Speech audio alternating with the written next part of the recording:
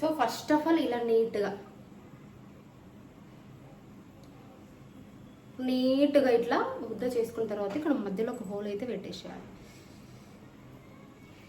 చాలా ఉమ్మరిస్తుంది ఈరోజైతే ఇట్లా. సో నీట్గా ఇట్లా చేసుకున్న తర్వాత ఇక్కడ పెట్టేసుకోవాలి. ఆల్రెడీ నేను ఇన్ని చేసేసిన.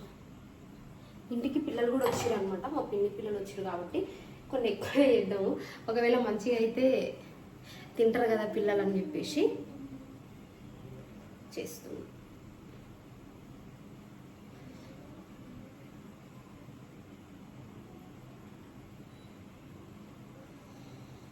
ఫస్ట్ టైం చేస్తున్నా, ఎట్లయితే ఏం పాడో తెలియదు కానీ ఓకే.